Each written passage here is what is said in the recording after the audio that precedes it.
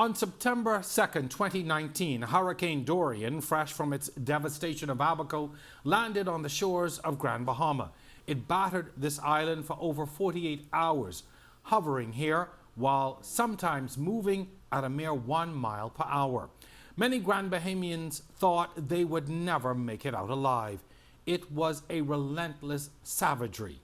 Tonight, we give you their stories and Grand Bahama's restoration 3 years later.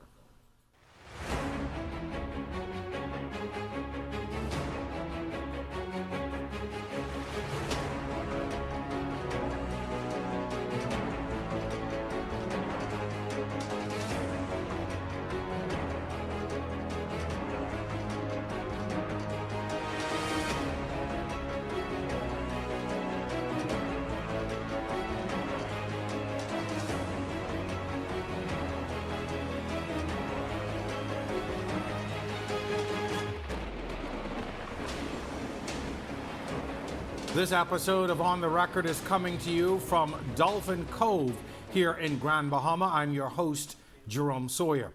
Well, over the next 90 minutes or so, we remember Dorian 3 years later. 3 years since Dorian, and for many Grand Bahamians, the haunting realities of that storm are a daily reality. To the unsuspecting eye, life seems normal.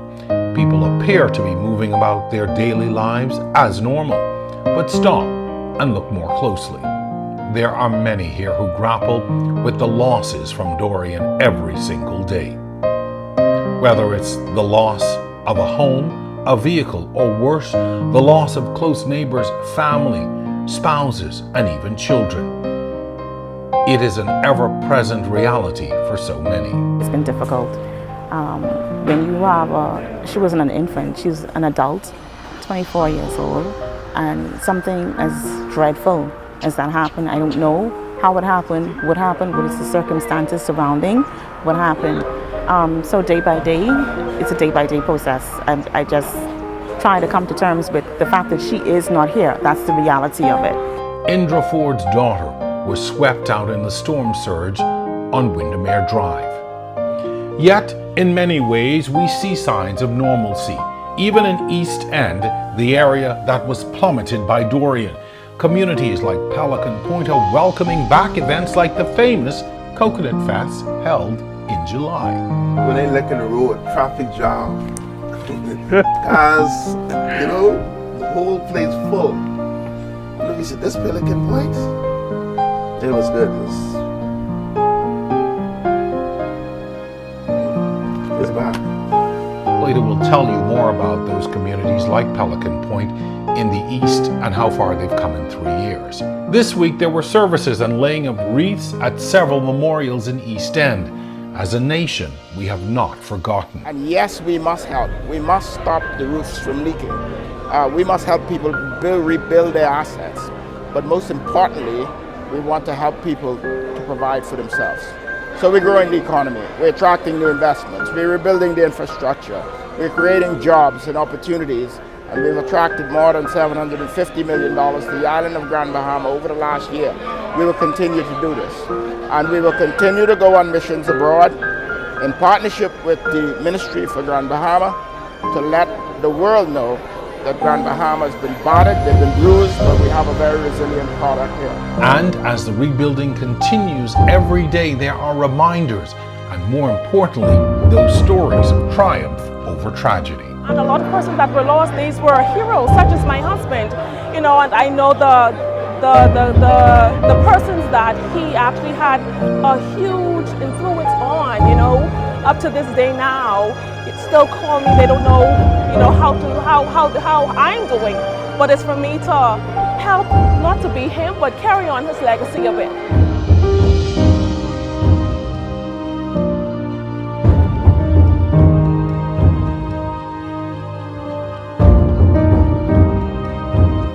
Grand Bahama today, 3 years later, and later in our program we will take you to East Grand Bahama as far as Sweetings Key to see the progress and the course shaping some of those touching stories and hear about the survival of some of the people in those areas. On set, we also have a star-studded lineup of guests tonight representing the people who have lived and who work here. These individuals are themselves survivors who live this recovery every day. First up is Michael Pintard. He's a member of parliament for Marco City and now leader of the opposition. He was in that storm that dropped winds of more than 185 miles per hour here on Grand Bahama. He has a tale of his own on Dorian and, of course, the recovery. Mr. Pintard, welcome to On the Record. Thank you for having me. So I want to first start out by focusing on your story. And, you knew that this storm was coming. You could have stayed in Nassau, but you chose to ride out the storm here in Grand Bahama. Sort of take us back to what that experience was like. I mean, it was straightforward for me. There wasn't a possible chance I would leave the island where my constituents are and seek shelter elsewhere. And that was a conversation that I had with another one of my colleagues, that really the importance of us being there ready to assist. And where I lived, we felt very comfortable. My wife and I spoke with one of the meteorologists about what are the chances of us being impacted where we lived. We were not in the evacuation zone at all. And they felt it was fine. We spoke to an engineer who knew my house and said, listen, if you have water in your house, the whole island will have water. And so it was an easy decision to stay.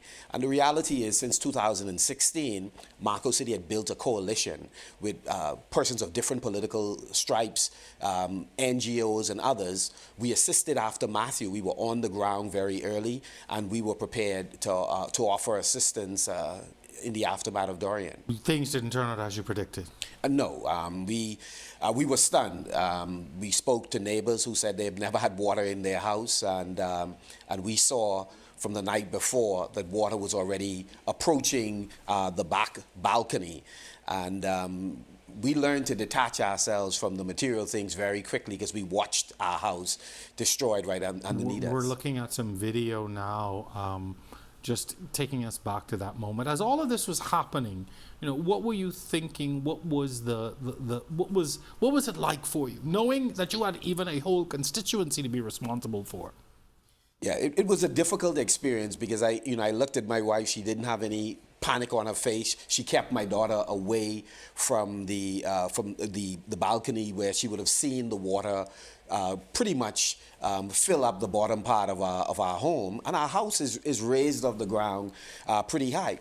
And we were receiving calls on a regular basis from the young lady who manages my office about persons who needed rescue. So we were communicating with persons, asking them, could you please go for this one, go for that one, etc. A friend of ours was in a wheelchair in the constituency in Mayfield Park. So we were a part of a group also making calls on his behalf.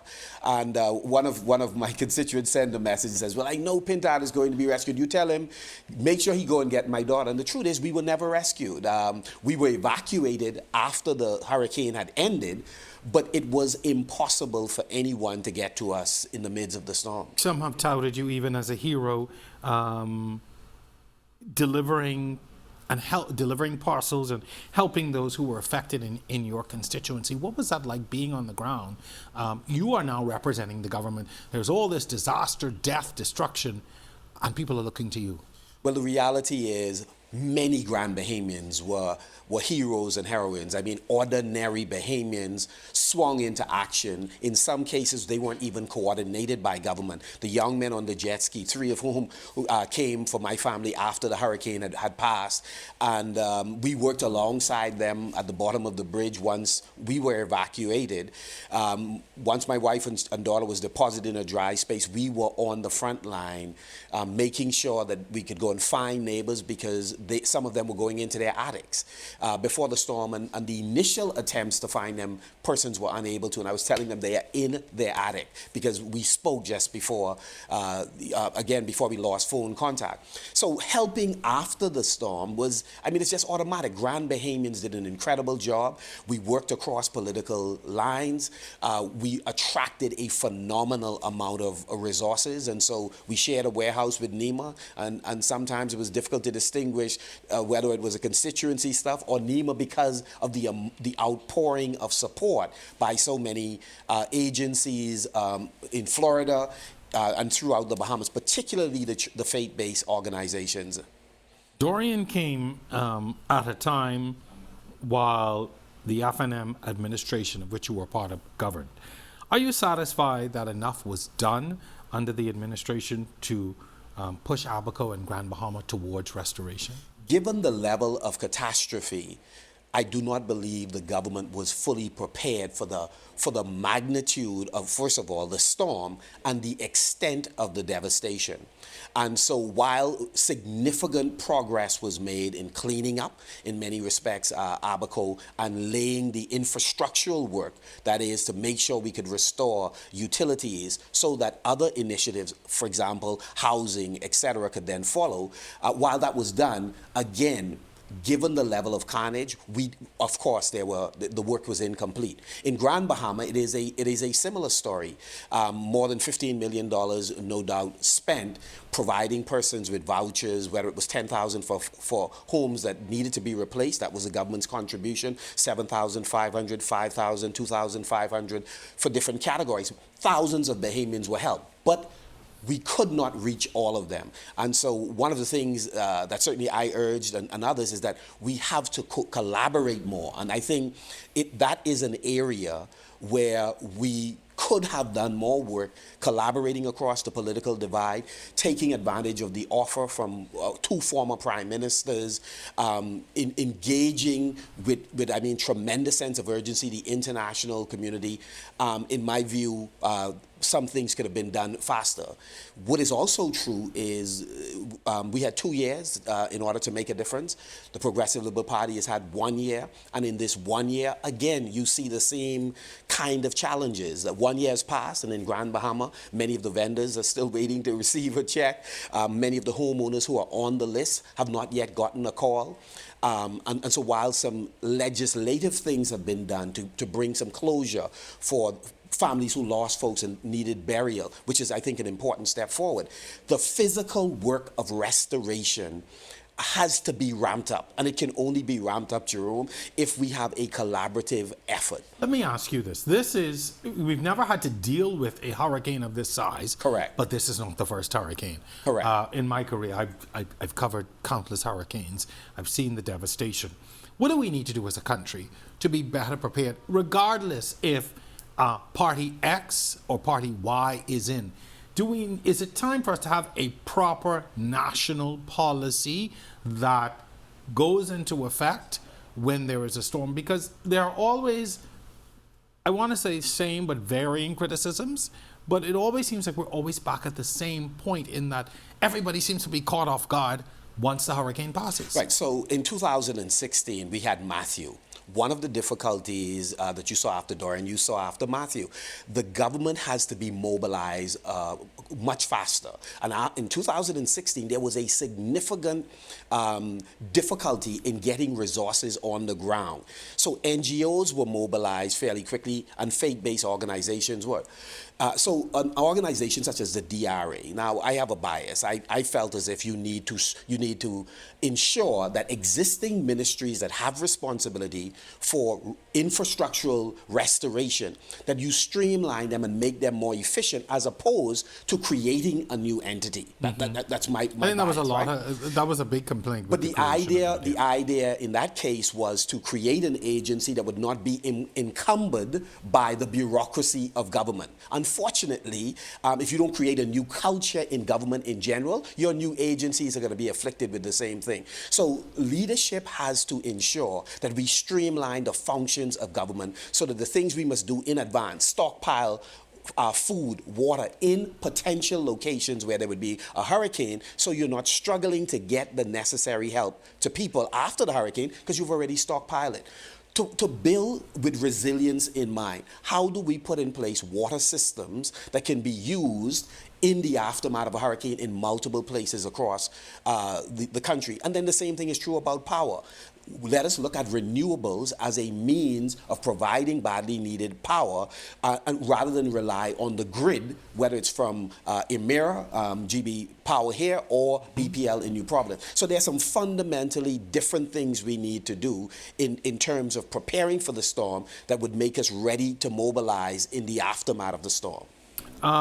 It's been 1 year since this current administration has been in office. Has anything changed in Grand Bahama, in your opinion, significantly when we're looking at the restoration and even the building of the economy, as we would have heard the Deputy Prime Minister talk about? No, not really. Again, in Grand Bahama, there are thousands of persons who were in fact approved for assistance in terms of the restoration of their homes. Some were approved for assistance in the restoration of their businesses. Clearly, the finance has not been available to cut those checks in order to help. I believe that the Minister Laroda, has been forthcoming. He's been very candid in having conversations with different stakeholders. But certainly, Ministry of Finance has to mobilize the money. So despite the talking, the concrete action is not there on the ground that has shown any transformation. And again, the FNM was criticized for the 2 years, and some of it, in my view, is justified. Some of it is misplaced because I do believe a significant amount was accomplished.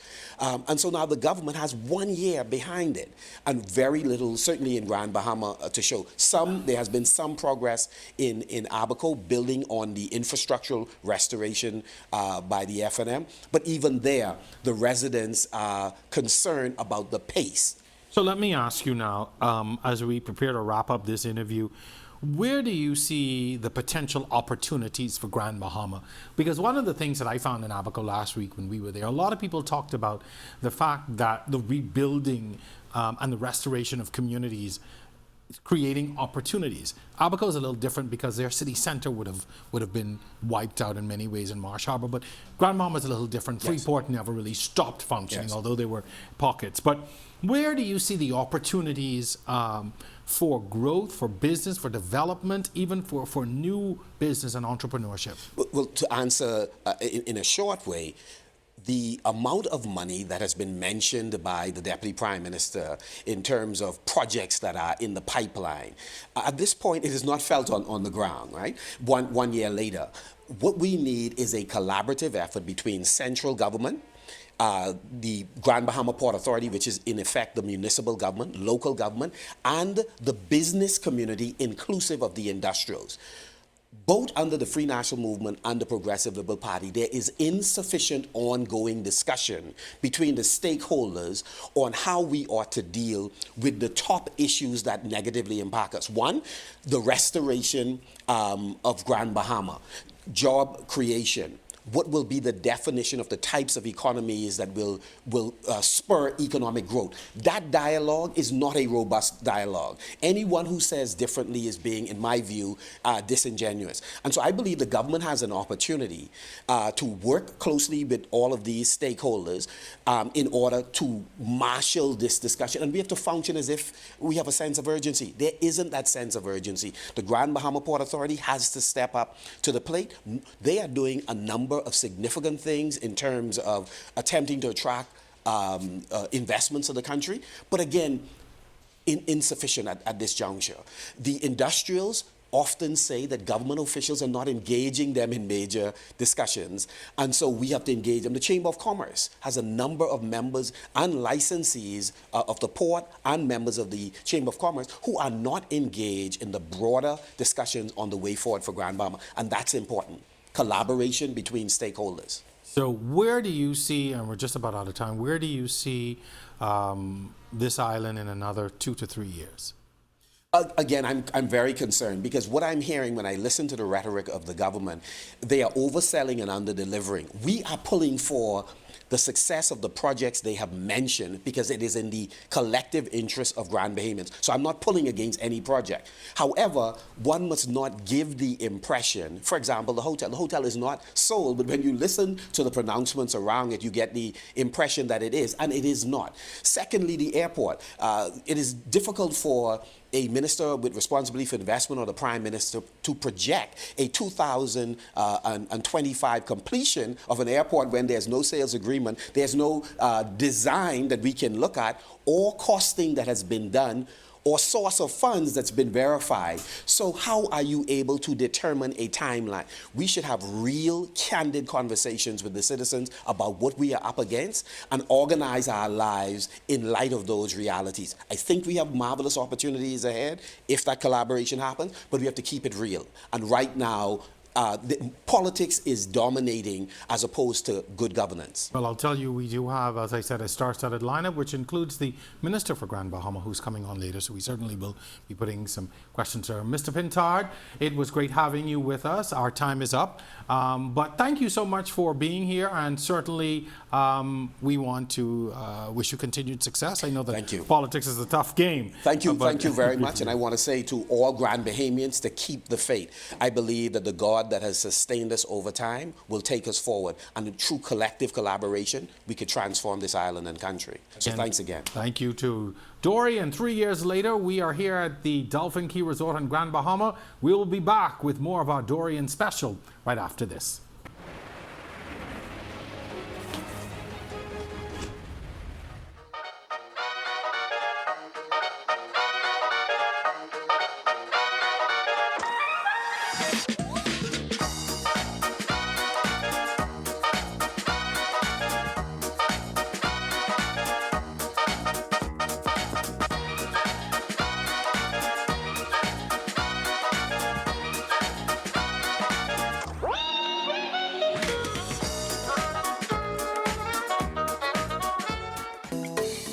Worried about losing your furniture to costly termite damage?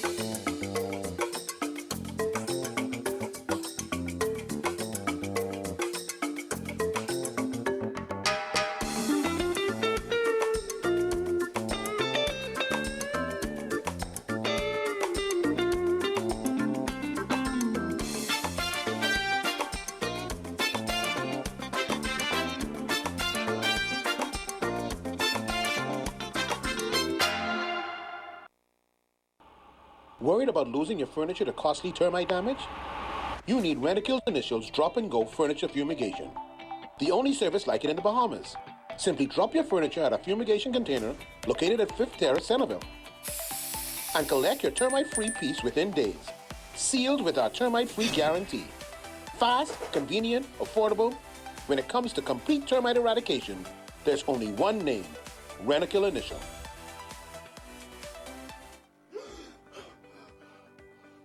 No, Miko. Miko, no, Miko, I just dreamed you was in Abaco and you was cheating on me, Miko. Please, man, not again, Every time I see Airborne Freight and Cargo Services, Miko, I think with Aaron from Airborne, Miko. Dream I cheat?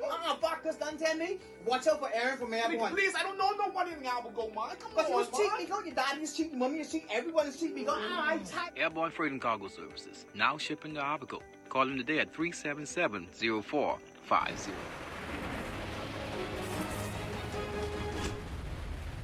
And we are back with our program coming to you tonight from Dolphin Cove in Grand Bahama. 3 years ago, Hurricane Dorian tore through East End Grand Bahama, mowing down everything in its path. This week, we returned to the area to see what had changed in East End from then to now. 3 years and not much improvement at the Grand Bahama Airport. There is still no arrival facility.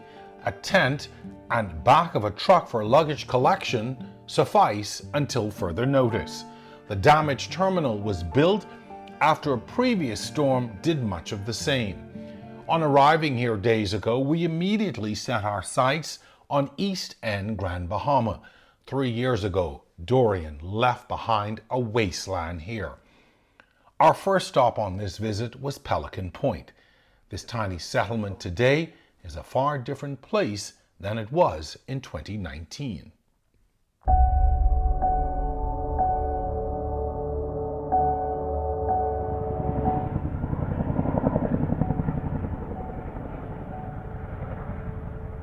This small beachfront community is famous for its bone fishing and coconut festival.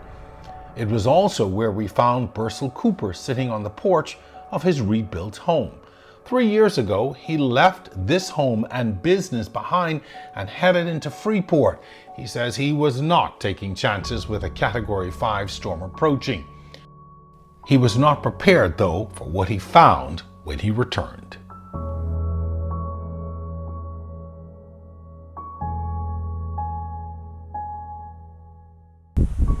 I look for the house down there. No house. They stop here. I said, what you stop here for? He said, this where you live. I said, I look for the shop, I look for the house. Was in the pond. So I catch a ride straight to McLean's Sound, check McLean's Sound, and left, went back to Freeport to tell the family what happened. But it was, I shed some tears too. I shed some tears. People would say, oh, everything will be okay. Cause you know, look, the place damaged all my neighbor, destruction. You know, it wasn't a good feeling. He wasted no time in doing what he could, one step at a time. Like I came back maybe in a week time or 2 weeks, and I live in tent for about almost a year. Then I live in one, the breeze break it up and they give me the next one. Then the next one get destroyed. I went in the shop and I put a roof on it. I spent at least a year living in the tent. And why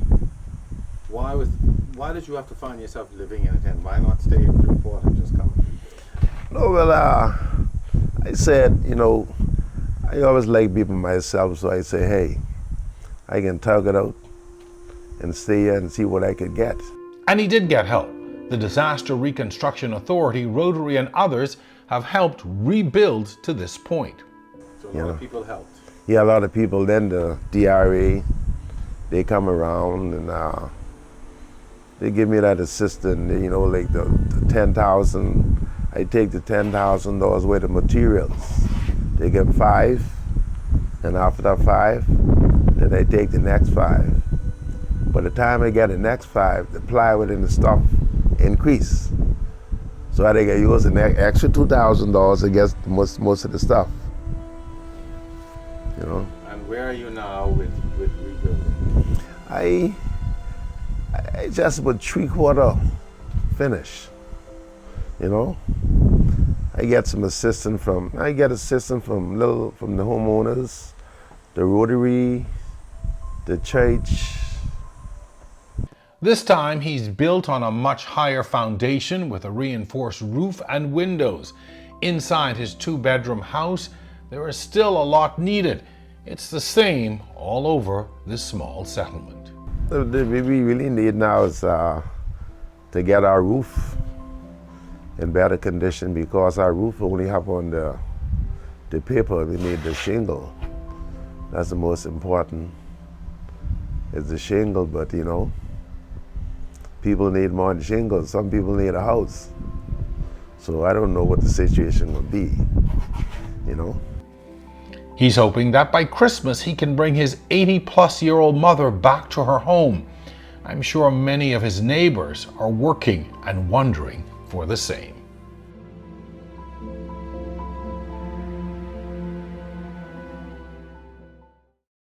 We lost 7 houses. 7.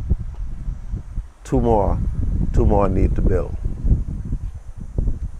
But it's coming along nicely. Yeah. Church is back I mean, East End, I think this community come back better than all the rest of the community. Why? Huh? What is it about this? No, everybody just put in the effort and getting the place back and come back home. You can look and see. You know, but we ever was a community like this. You know? Yeah, we always pull together and try to do the best and keep it clean. You know?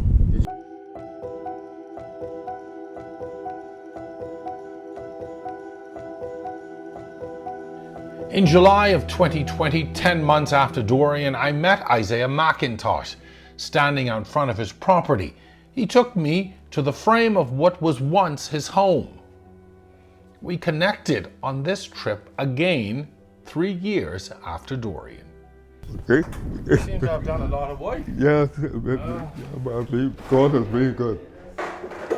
I'm 3-bedroom in that area. But we redesigned the house. Okay. But during the hurricane, my wife, I said no, and my younger son went to Freeport. I tell them don't stay here with me. Yeah. I don't know. A stubborn goat, you alright? What is this? A stubborn goat. Able to laugh now, that decision to stay almost cost him his life. Boy, and the water just keep coming. And I escaped right through the closet, the same place where the plywood broke from. One of my closet come right up there, and I climb up on that, and I go on up on the roof. That's how you escape. That's how and my house gone away with me about maybe 1, 2 o'clock Monday morning. My house gone away with me and carried me about 100 yards. Hours later, a friend rescued him from inside the rubble. They hunkered down overnight in a boat, eventually making it to the safety of the nearby clinic. And then the day after, the United States Coast Guard came. And they left me to Nassau because a piece of wood hit me in my face. And that's how I got these scars. Mm-hmm. Lucky to be alive, he then returned here to begin rebuilding. Thinking back over the years, where would I be now without God? That is what the last 3 years has been to me. Where would I be now without God? Because He has brought me through all of it. No money, nothing. You say no money, nothing, but we are standing here. How did you manage? What kind of help have you gotten to get to this point? Well, first I came from God, and then I got a $10,000 grant from the government, and then family. Fortunately, I didn't have to pay for labor or anything. My family, So your family came and helped. And and that's how I got. And then the Rotary Club came in. Okay. They put in all these windows and stuff for me. McIntosh says he's grateful for the help he's gotten from the DRA, Rotary, family and friends. He's managed to get his 3-bedroom house off the ground and nearing completion. And as you can see, this is the living room right here, and this is the kitchen. This is the dining room right here. Yeah, and this is the water closet. The story in neighboring High Rock is heart-wrenching. In one family alone, 7 people are dead. In September of 2019, this is what we found on our first trip to this settlement.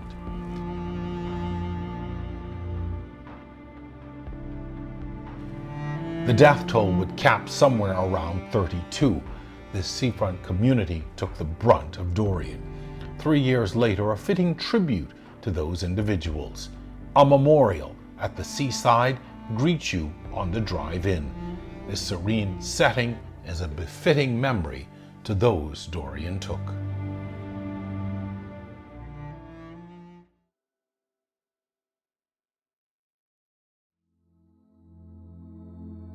Oftentimes we tend to overlook Grand Bahama, East Grand Bahama in particular, that suffered immensely. Primarily because the devastation in Abaco was so severe. So it's important that we never forget Grand Bahama, first of all. We went to East Grand Bahama yesterday, and we were delighted to commission monuments in Freetown, in McLeanstown, and in High Rock to help the residents of those areas and the families to bring some closure. I commend the Ministry for Grand Bahama, I commend beautiful Grand Bahama for having done that. It's important that we continue to demonstrate the type of commitment to rebuilding and encourage the type of resilience that we need to see in our communities and in the economy of Grand Bahama. So we are working diligently, not just to provide relief to the people of Grand Bahama, but also to provide support and facilitate growth so that the people of Grand Bahama can continue to provide for themselves and to restore their lives with dignity. Today, High Rock is a community on the mend. A few short steps away, the sounds of construction resound inside the Emmanuel Baptist Church.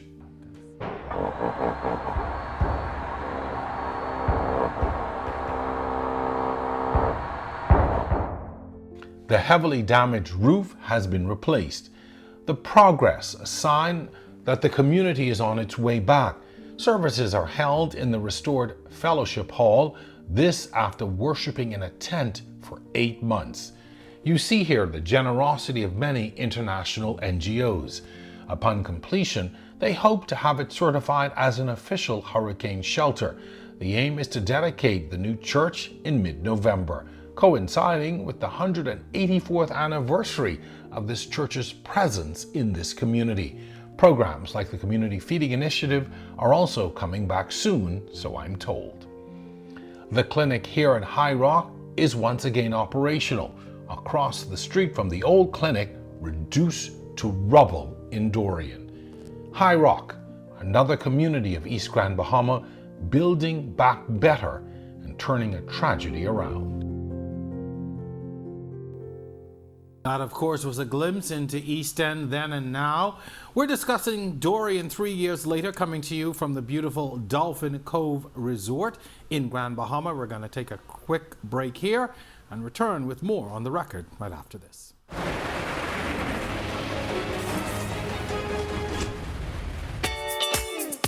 Got wireless dead zones at your house? How about endless buffering? Where you put the Wi-Fi password again? This is Aero. Aero is not just a new Wi-Fi router. Rev customers get the first Wi-Fi system that covers every inch of your beautiful home, improving home coverage, higher speeds, high performance, and connectivity for up to 75 simultaneous devices. Aero. So while you're streaming your favorite show on HBO Max, Aero with Rev gives you the freedom to stay connected while you work, learn, and play at home. Never think about Wi-Fi again with Aero from Rev. Visit rev.bs/Aero or call 601-8992 to make your Wi-Fi wishes come true.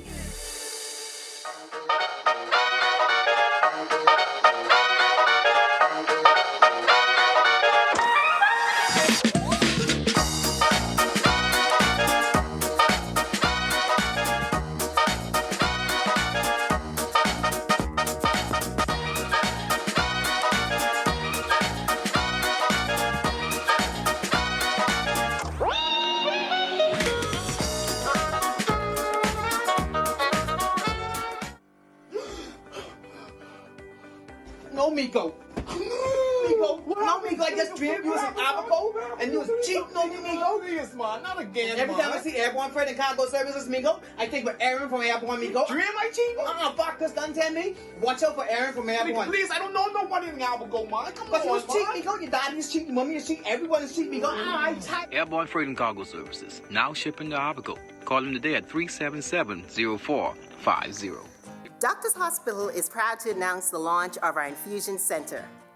This center is available for patients in need of IV hydration and nutrition therapy, blood products, long-term antibiotics, and specialized medicines for a spectrum of diseases including rheumatology, dermatology, gastroenterology, and endocrinology. We provide quality, highly specialized care, seamless medication approval through our pharmacy and registration services, a safe and comfortable environment, cost-saving benefits with copay waived on medications for insured LAMP members, payment plans for the uninsured, and immediate access to emergency services. We're located at the Luden Building on Daswell Street. For more information, contact us at 242-302-3323 or email us at infusioncenter@doctorshosp.com. This is On the Record, coming to you from the beautiful Dolphin Cove here in Grand Bahama. Tonight we're discussing Dorian 3 years later. In 2019, Hurricane Dorian battered Grand Bahama for 2 days. The resilience of Grand Bahamians is on display here as they rebuild this island. Our guest for this segment is the Port Authority's Senior Business Development Manager, Derek Newbold. Welcome to the show, sir. Chief Investment Officer, pardon me, Chief Investment Officer. My apologies here. So the vision of the Grand Bahama Port Authority is to create a vibrant economy filled with globally competitive local and non-local companies. Now, Dorian devastated Grand Bahama. What was the Port Authority's first course of action after the storm in terms of business and trying to get the island up and running again? Before I respond to that, I want to preface my response with a short story about my personal Dorian experience.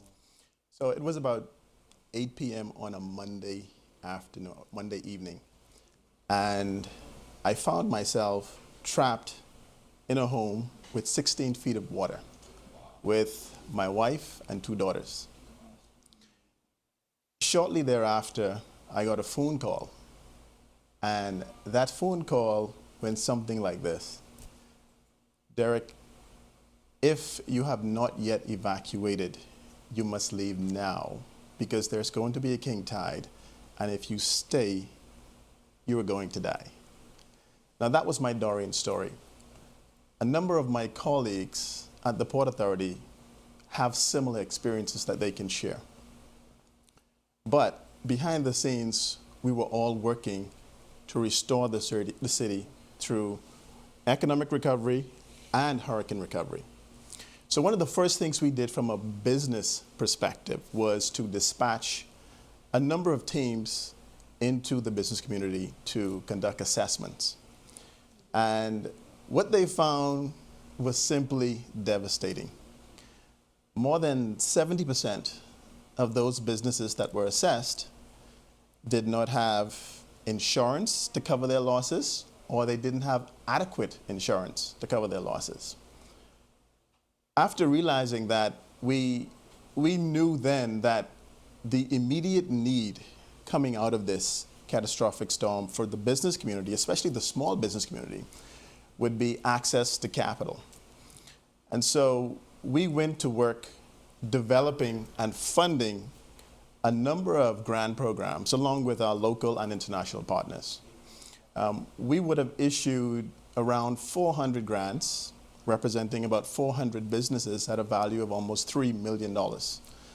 We also discounted a number of license fees for our licensees that were impacted negatively. We provided disaster recovery business training for our licensees, and we made a mentorship program accessible to all of our licensees. So these were just some of the things we did immediately following the storm. And why was it so necessary for you all to be a part of that immediate recovery? I mean, the amount the amounts and the number of businesses, that's impressive on the surface, but why was it so important for you all to be in there from the very beginning, helping to restore? Because we are regulators of the city. We are the municipal authority, and these businesses are our licensees. And so there's an expectation that there would be some level of support coming from the Grand Bahama Port Authority. I hear this story, but for those of us, those Nasuvians, we sometimes get a different story or a different perception of the port. I see you smiling. You know, you do these things. How do you, or I guess what continues to be, from where you sit, the reason for that in some instances where people think that, you know, the port doesn't do anything? I'm not saying, you know, that's sometimes the perception that people get, particularly outside of this area. Yeah. Well, you know, I'm from Nassau as well, by way of Abaco. And so I basically felt the same prior to joining the Port Authority. I think we can certainly do a better job in educating the Bahamian public on who we are and what it is we do. Because the port actually does quite a bit for Freeport and Grand Bahama in general. Just to give you an example of some of the things that we did, in addition to what I just shared, given the catastrophic experience that we would have just come through, a number of investments that were on the table basically were being challenged. I was getting emails and phone calls from investors who had projects in the pipeline stating that, hey, Derek, we are thinking about pulling out because your jurisdiction is now being viewed as a high-risk construction jurisdiction. So capital was freezing up for them. And a number of those projects were shelved. Wow. So what we had to do was get back on the phones and start to engage with them, reassure them that what they experienced was perhaps something that will never happen again in our lifetime. Hopefully. And that we will not just rebuild, we will build back better. How many of them changed their minds or decided to continue with those projects? Well, actually, a number of them decided to. We were able to pull back a number of those investors back to the table, and you're now starting to see some evidence of that in terms of some of these new investments that are now being announced in Freeport. Now, what are some of the opportunities that are available here? Whenever we're talking about a disaster zone and you're talking about recovering, there are always opportunities to restart or to build back better. So, if I'm looking at this show and I'm looking at Grand Bahama and I'm thinking about business or business opportunities or just living opportunities, what kinds of opportunities are available? Okay, well, if you're a local, for example, you may want to look at the real estate market, taking advantage of some of the affordable land prices right now, taking advantage of perhaps developing some sort of a rental property.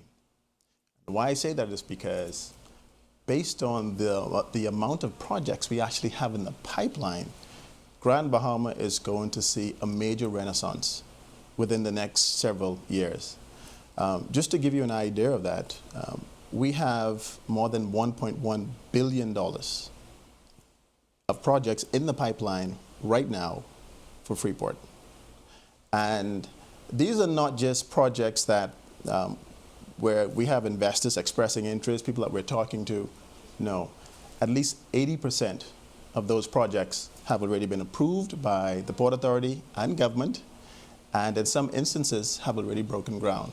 And what or how much benefit will come to the Bahamians or the Bahamian market? Because that's always the hue and cry, when we have these investments. They come in, they do well, but what is the material benefit to Bahamians, or in this case, even Grand Bahamians? Yeah. So the material benefit to Grand Bahamians, of course, firstly, there's going to be a lot of job opportunities that will be coming forward. There's going to be an opportunity for new skills, a new knowledge transfer that's coming from some of these new investments that are going to be coming. There's also going to be an opportunity for new entrepreneurial investments. So, for example, we have two major cruise ports that, one is currently under construction. We intend to make an announcement within the coming, let me say very soon.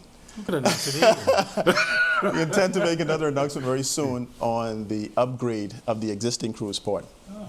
And with this upgrade, you're going to see Royal Caribbean now bringing somewhere in the vicinity of, somewhere in the amount of 1.5 million cruise passengers to our shores. We're going to have Carnival bringing somewhere around 1 to 1.5 million cruise passengers to our shores. So you're looking at about 3 million cruise passengers coming to Grand Bahama annually as a result of just those two investments. Now, when you start to think of opportunities for Grand Bahamians, let's forget about the jobs that are coming from the construction side and jobs. That's always the concern. Yeah, people and permanent jobs. Employed. Yeah, just a look at that. Let's start looking at how Grand Bahamians can become stakeholders and participants in this economy. So one of the challenges that's going to create is we certainly have a lack of product offerings here. When you start talking about tour experiences, you start talking about retail offerings, food and beverage. So there's going to be significant opportunities for Grand Bahamians to now have or provide more tour offerings, more shore excursions, increased capacity in some of the tours that they're currently offering, provide new retail offerings, provide new food and beverage offerings. So the entrepreneurial opportunities will be there. And that's just one sector alone. So really, if you are looking down the road at investing and investing opportunities, real estate opportunities, really Grand Bahama is the place that you should be looking. Oh yeah, because it's extremely affordable. For what you would pay in Grand Bahama to get a canal front property, even beachfront property, or property in general, you can't really compare it when you start to look at some of the other islands. Like, for example, you look at Exuma, you look at Abaco, you look at New Providence. The prices there are far above what we're experiencing now in Grand Bahama, but it won't always be that way.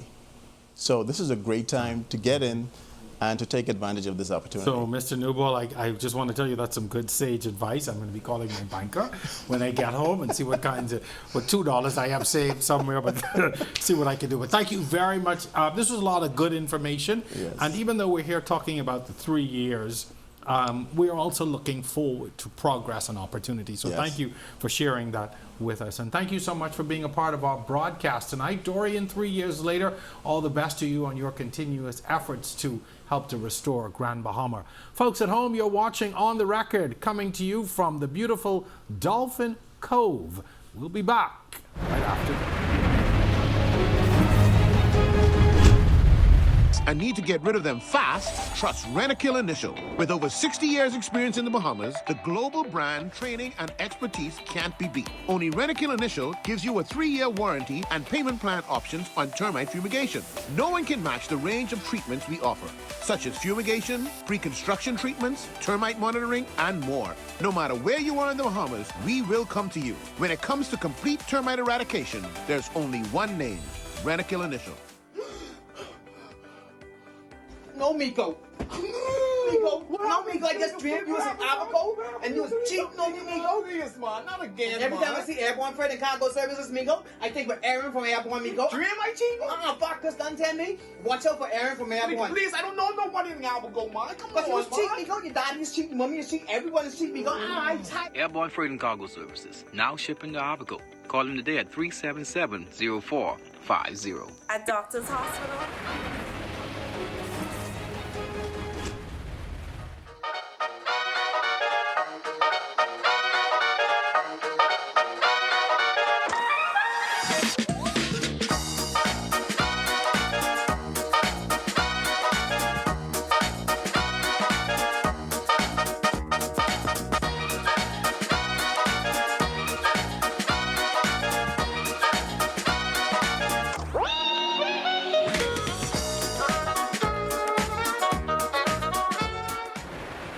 Doctor's Hospital, our lamp just got brighter.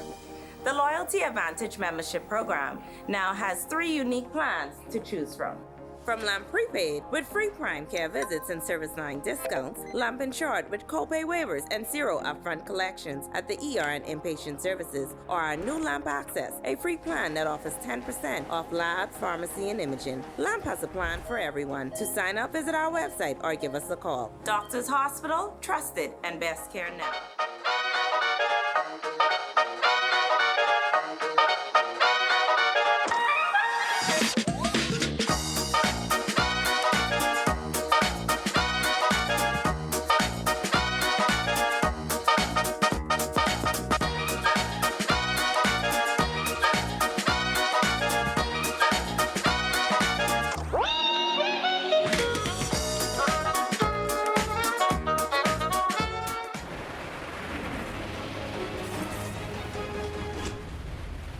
Watching On the Record tonight. This episode is coming to you from the beautiful Dolphin Cove here in Grand Bahama. We are continuing our 2-show series looking at Hurricane Dorian 3 years later. Last week we were in Abaco, and we're very happy to be here in Grand Bahama tonight. Of course, no trip to Grand Bahama would be complete without us visiting Sweetings Key, which was also devastated by Hurricane Dorian. This small key is still on the long road to recovery.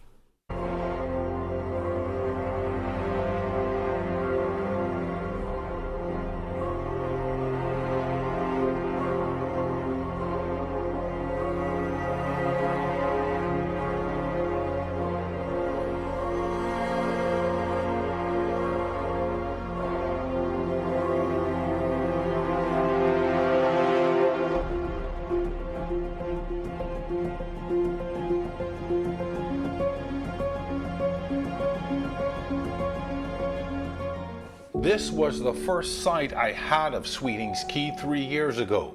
Only days after Hurricane Dorian, we arrived to a small key famous for its bountiful and prosperous fishing industry, now in ruin. Even 3 years later, these residents vividly recall the nightmare. I was in the water for 3 days straight. The building I was in down the road by my cousin's place. You could feel the block moving like that, moving just like that. I was praying to God. For them to don't fall. If it fall, be gone. If it fall, it's also there. For us. And the water was over the building. And now we get saved when you to God Almighty. It was a huge monster, serious monster. As you can see, my watermark, that's where the water was in front here. In front here was ocean. I stand to the window there, and I look out through there. I said, ocean, ocean. Against the advice of the authorities and despite pleas to leave, more than 30 people remained on Sweetings Key. Miraculously, they all survived. I even had a brother and his wife and his kids. I mean, a whole family. He stayed in, his house was concrete, block house, and the whole house was level to the ground. And when he told the story on how his wife gave up with him trying to save his whole family, and he tying them with ropes and trying to pull them across to another house that was still standing. And I remember him telling me that his wife said, you know, just save the kids. You know, don't worry about me because I can't make it. And he said to her, honey, I'm going to try to save all of us. And he did. To God be all the glory. To see Sweetings Key as a community, what was destroyed, I must say, more than any island. I mean, every islands like Abaco and so on was destroyed, but Sweetings Key was 98 gone. 98% was gone. But even after the storm passed, help did not come right away. When it did, Shervin Tate, then Deputy Chief Counselor, was among the first responders. Coming into Sweetings Key and we're not able to see the homes that I left there and loved so much, the school, the churches, the boats, everything was gone. I think Sweetings Key was erased at least about 98% of what were there. Boats, homes, churches, schools, everything were gone. You know, I was left in tears as I came in cruising in the boat because I was some of the first responders that came into the Key. After the initial visit to see the devastation, it would take 1 year for his wife to return. Like almost everyone on that Key, they lost everything. She was not able to get not even one shirt. All her appliances like washers, dryers, freezers. She was just opening up a breakfast kitchen and everything was gone. And she said, you know what, honey? If God do this, you know, I want to leave everything. These days, Sweetings Key is a different place.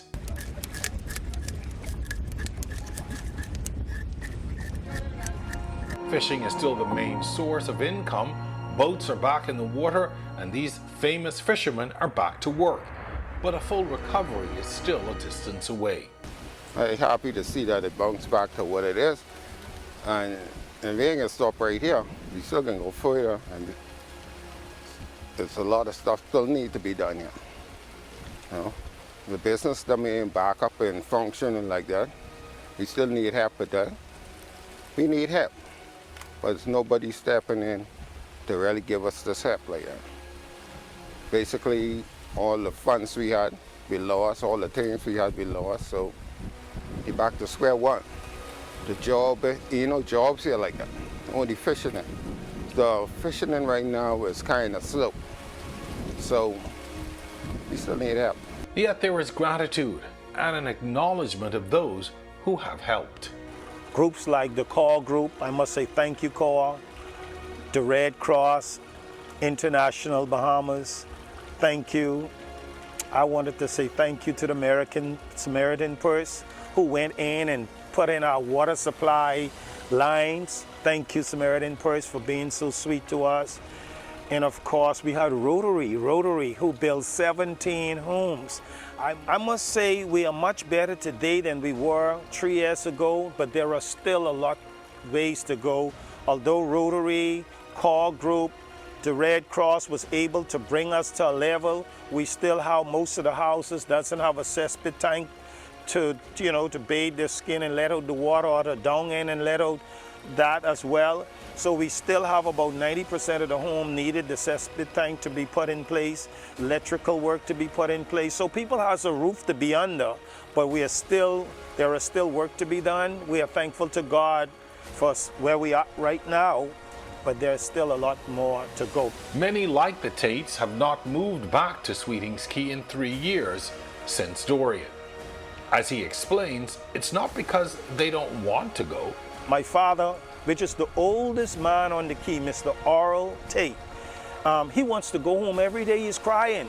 So when you think about someone who built the key to what it is now and still can't go home because he doesn't have a kitchen, even to cook a plate of food, you can't put him in a home without a kitchen, with running water and so on. So he is still crying out to the government of the Bahamas and to any NGO who think an 85 years old man who has built his community deserve an opportunity to go and have a life.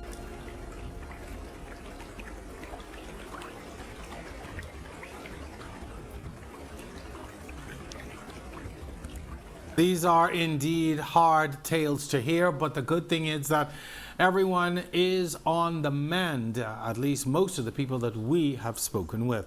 Well, joining us now is the president of the Grand Bahama Chamber of Commerce, James Carey. Sir, welcome to the show. Happy to have you with us tonight. Thank you, Jerome. It's a pleasure being with you. Now, Dorian devastated Grand Bahama. It sat over here, this island, for about 2 days. Businesses were destroyed. The people who operated those businesses, who worked within those businesses, they were devastated. What was the Chamber's role in immediately after Dorian? What things did you all do right away? The Chamber immediately had to step in terms of lending support and coaching its members.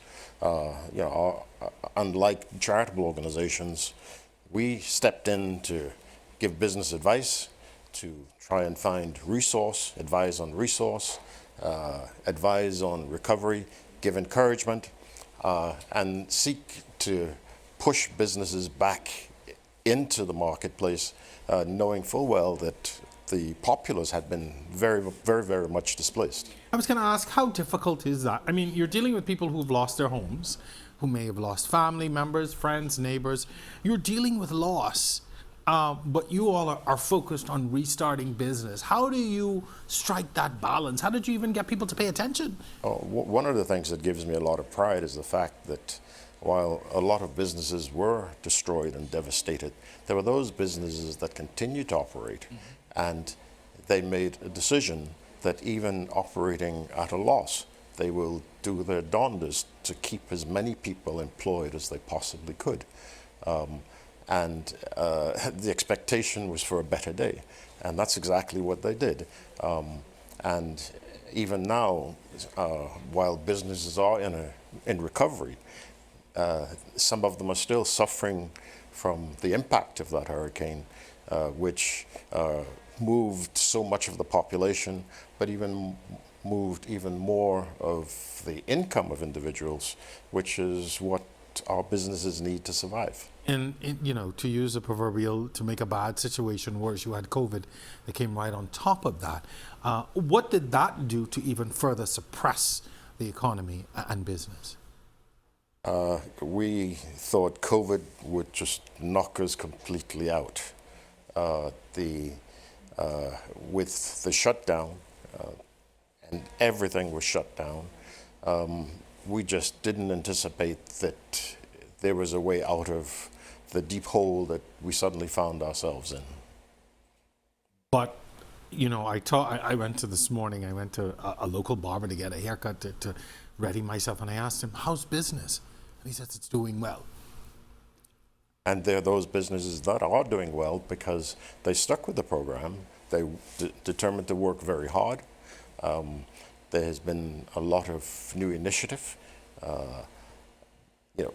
One of the things that happened because of Dorian particularly, and then COVID, there's a lot of individuals who had been employed on a salary previously became entrepreneurs. They started their own little businesses, be it cooking lunches or hairdressing or whatever they can find to do. And we've seen this burst of new small businesses, a lot of them, one or two people, usually family, but there's this burst of new businesses that are on the ground in Grand Bahama right now. Are they sustainable business? I mean, there are some businesses that bloomed because of COVID, but are they sustainable businesses? A lot of them are. Some will not sustain, but the Chamber steps in and we hold workshops to try and encourage in proper business methods, proper business functioning, so that they can do their marketing, keep proper records, and thereby appreciate what is happening and not living from simply sales that are coming in over the counter every day. What would you say have been some of the biggest impediments and roadblocks in the past 3 years in getting the economy back on its feet? In Grand Bahama, the uniqueness is that we need to work together. We need the synergy that has been lacking over a number of years in Grand Bahama between what I feel is the three principal parties in this is the government, the Grand Bahama Port Authority, and the business community represented by the Chamber of Commerce. Because without business, there's nothing. Without business, there's very little the government can do. Without business, there's very little the Port Authority can do. And while we set out to encourage the development of businesses, it's good to see that we're finally getting to a point where we are working on this synergy even more with a view of getting some better results. Well, that was going to be my next question. You are the second guest on the show who spoke about that, the need for that synergy. What's been the impediment to the synergy, to that lack of synergy? And as you said, is it getting better? Well, I can't speak to why it came about, but I can certainly speak to the fact that we are now working together, and there's been some reaching out.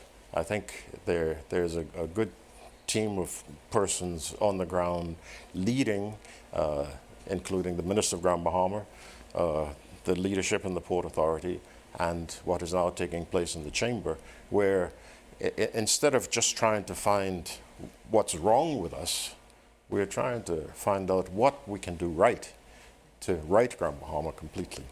And it seems that you are making progress very quickly as we wrap up. What are you hoping to see in this island or on this island over the next 2 to 3 years? My expectation is that we will grow. What we need to see right now, and there's a lot of promise of a number of things that are happening in Grand Bahama. We need timelines on when these things are going to happen. My membership, which is not all Bahamian, there are a number of foreign companies involved in my membership. They have plans, they would like to grow, they would like to expand, but they want a more definitive timeline of when certain things will be happening so that they can put their desires on the drawing board and therefore plan for their expansion in congruity with what is likely to happen coming out of government initiatives and also those that the Port Authority are seeking to have done. Mr. Carey, seems fair enough. We thank you very much for coming on. Unfortunately, our time is up, but we appreciate you coming on and talking with us tonight, helping us to put this all into perspective. So thank you very much. Thank you. Okay, so we hope to see you again on our next trip to Grand Bahama. We'll talk a little bit more next time about what has happened from now to then. You're watching On the Record here at Dolphin Cove in Grand Bahama. We're back with more Dorian 3 years later, right after this break.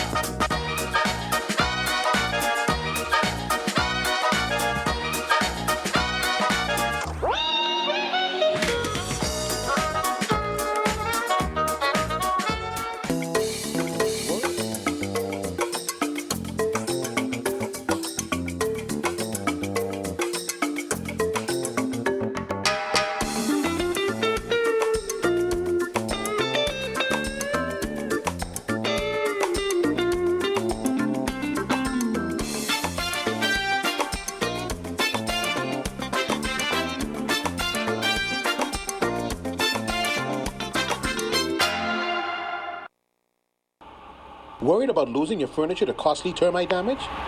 You need Rentokil's Initials Drop and Go Furniture Fumigation. The only service like it in the Bahamas. Simply drop your furniture at a fumigation container located at 5th Terrace, Centerville, and collect your termite-free piece within days. Sealed with our termite-free guarantee. Fast, convenient, affordable. When it comes to complete termite eradication, there's only one name, Rentokil Initial.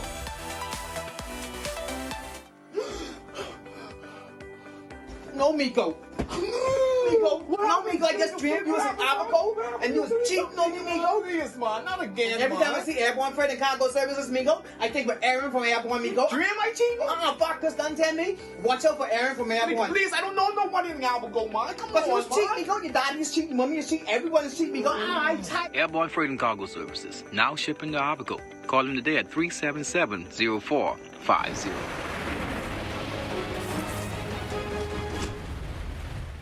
This is On the Record, and we are coming to you from Dolphin Cove here in Grand Bahama. We are remembering Dorian 3 years later. Now, Dorian cannot and will not be forgotten anytime soon, certainly not within any of our lifetimes, especially by Grand Bahamians and Abaconians. There were many memorial services around the islands to remember the dead, honor the heroes, and commemorate the 3rd anniversary of this devastating storm. Among those who turned out, many of the survivors who came to remember the victims, a part of their own families. The events of early September 2019 did more than just destroy homes and livelihoods in East Grand Bahama. It was the death toll that tore families and communities apart. 3 years later, lasting monuments now honor the many who drowned or were washed out to sea, some never to be seen again.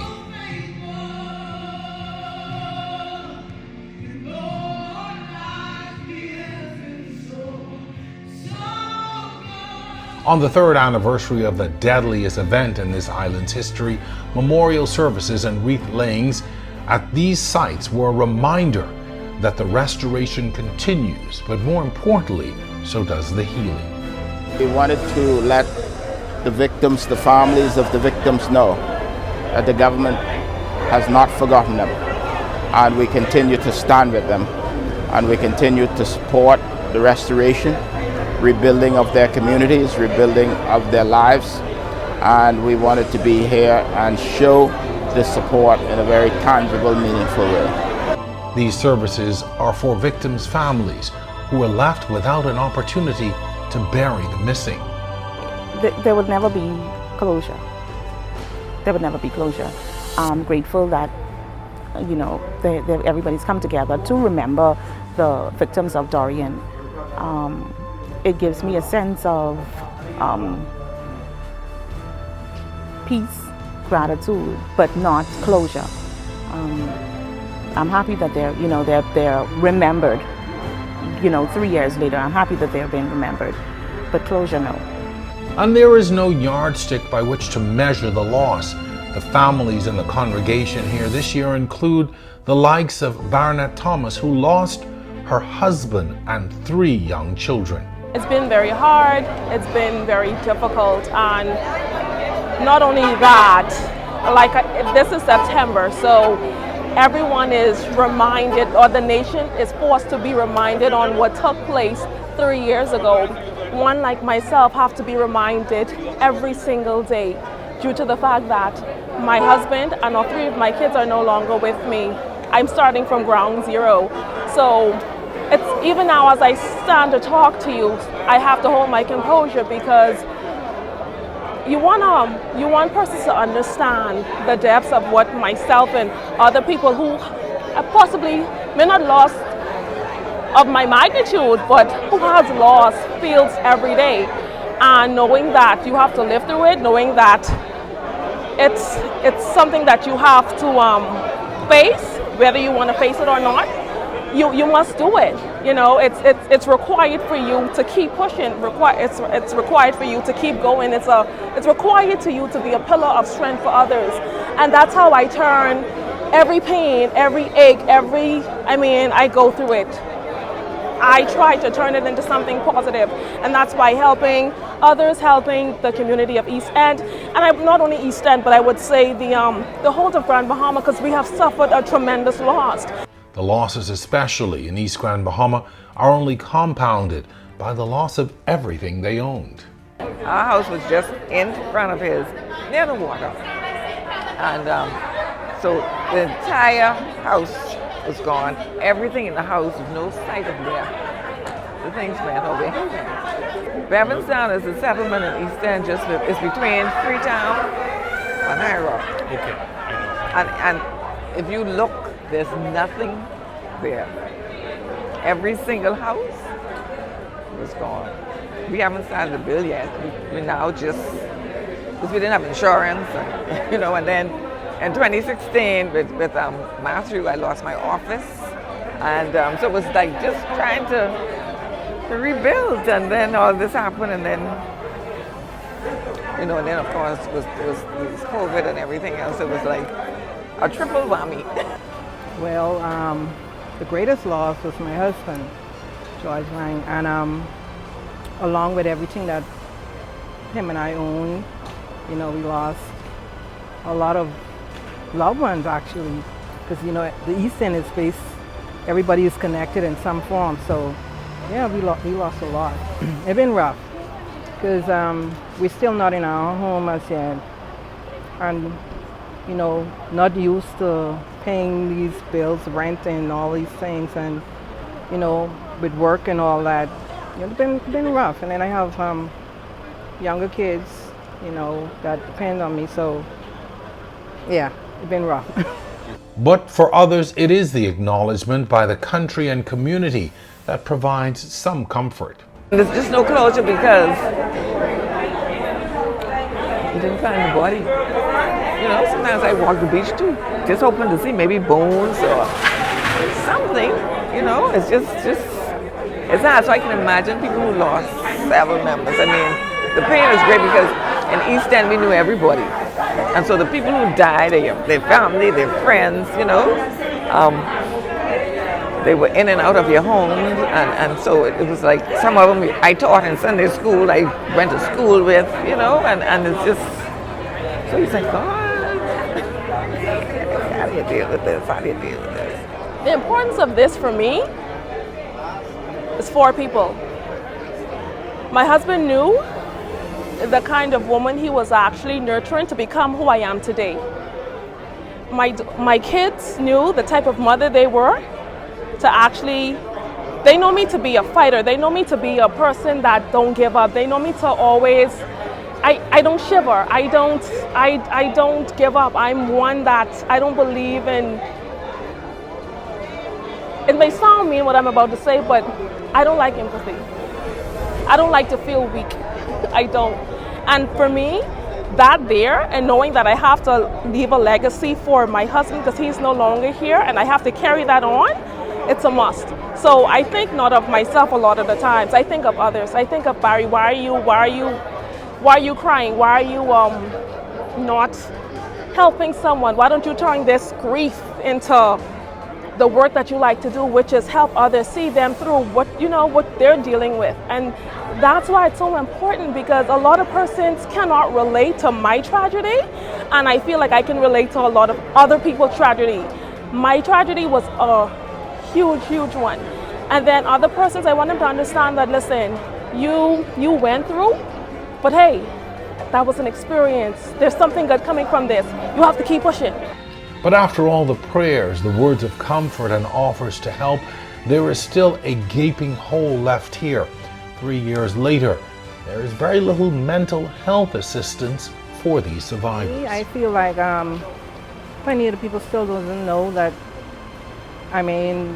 plenty are still out of their home, and, it's still no sort of normalcy for East End. Some people, they're back in their home, but a lot of us are still displaced and still, renting and living with relatives, and, so many people don't know. In our culture, we don't believe in showing weakness or having a mental problem or mental issue. So I would say no. Over the past 3 years, it hasn't been. But I can tell you this, it's becoming now. It's becoming to the forefront where loads of persons are now saying, like as such as myself, and I want to encourage them, it's okay. It's okay. We've been through this. I've been through it. I'm going through it. And it's okay to get help. And my concern is always the children. Me as an adult, I can manage. But what about the kids? Not like my grandson, who was 21 months at the time. I still know that he needs help. But what about the other children? I saw a young boy when I was up at High Rock yesterday, 15 years old, lost his mom. Is someone helping him? What is his thoughts? How is he feeling 3 years later? He would have been 12, 13 at the time. Who's comforting him besides his family? I can see he's loved. I can see he's cared for, you know, but who's sitting down and actually letting him know that these things happen and he's gonna make it. He's gonna be okay.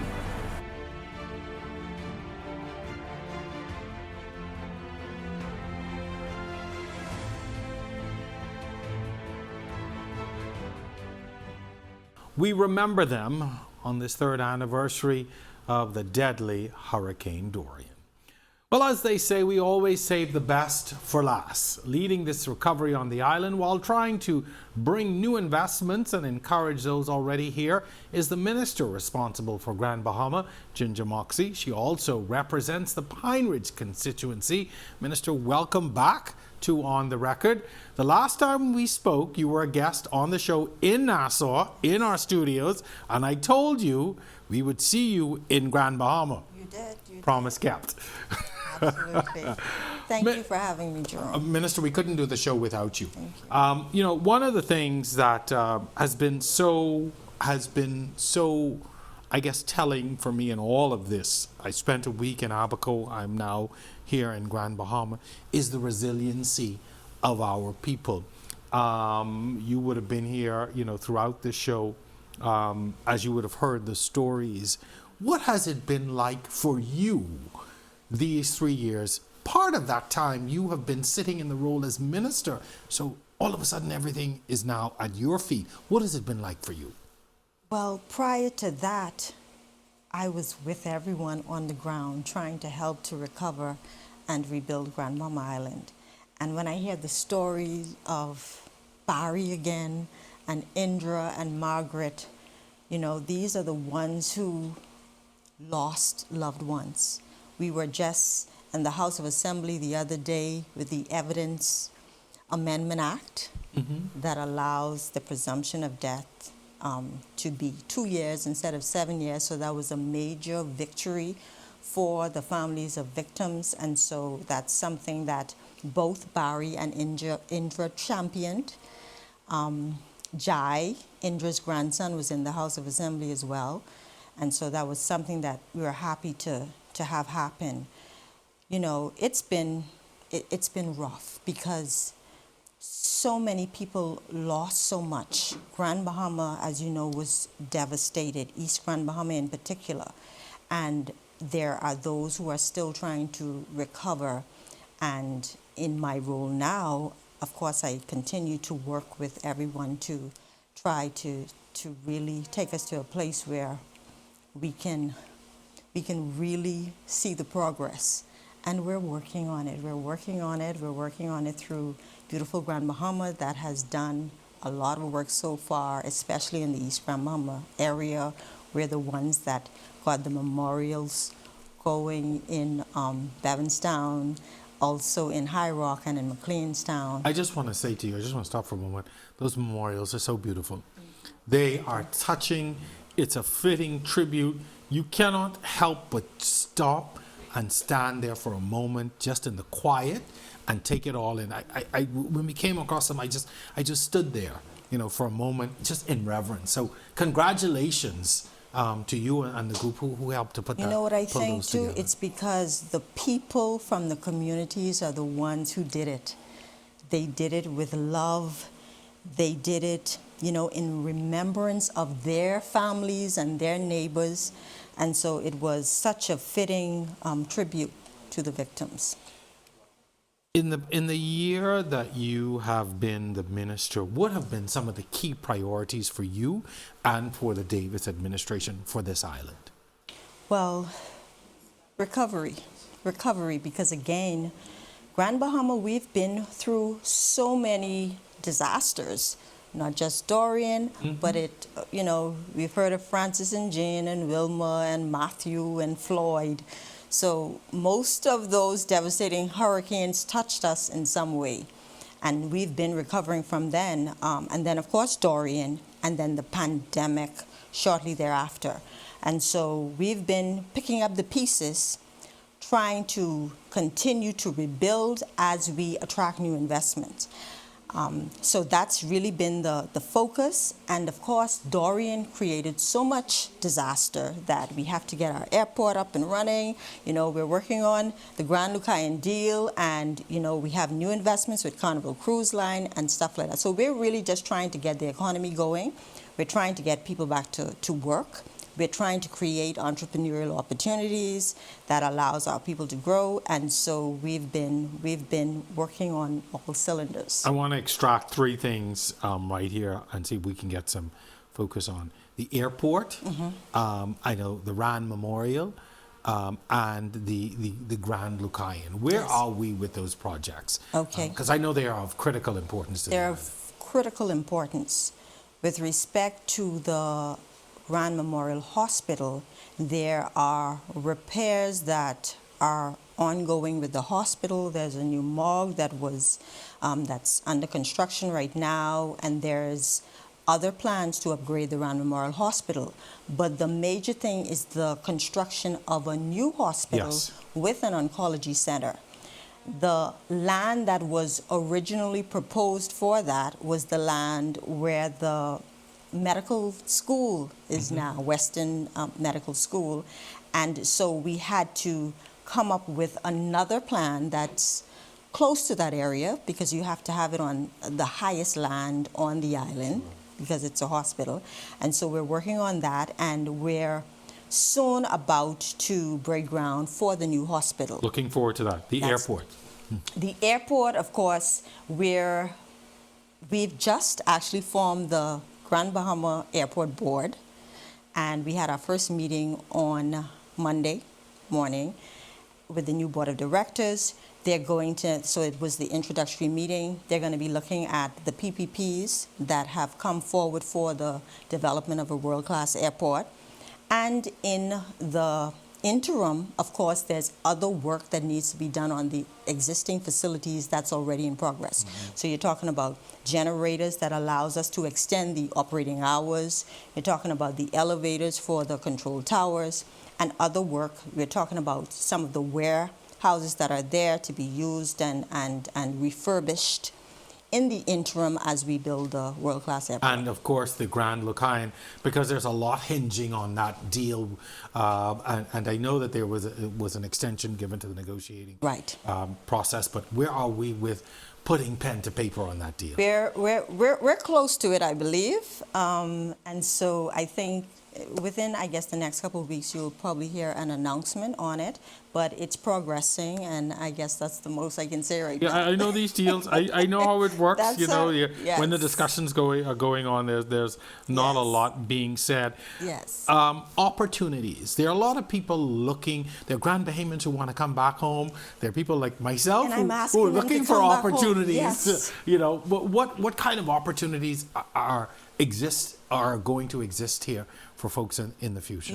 I see so many entrepreneurial opportunities. First of all, our population, I would consider it quite low. We only have about 50,000 people.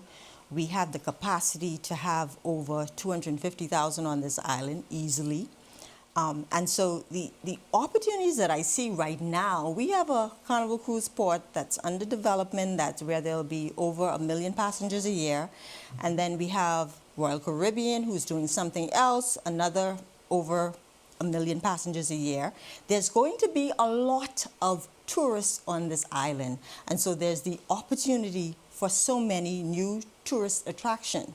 We're talking not just the jobs, but we're talking about the entrepreneurial opportunities. So even though you have all of these people who are going to be within these cruise ports, they're going to come outside. Many are going to come outside of the walls of the cruise ports and enter I love to talk about community-based tourism. They're going to enter the space where those who have other products to offer will be able to offer them. And so we're looking at the redevelopment of the Fishing Hole Road area where we had a marketplace there. So we're going to redo that. We have a Hawksbill Cultural Center. There's the Farmers Market. There's the Arts and Crafts Center where we look to create vendor opportunities. There's the Lighthouse Point in Pinders Point. There's the Lighthouse Point in High Rock. I look at all of these as entrepreneurial opportunities for our people. And it's so good to hear developments outside of Freeport, because for me, it's those communities that I love the most. I have to ask you one more thing before I ask you that. Are you going to redevelop the International Bazaar? Yes. Okay.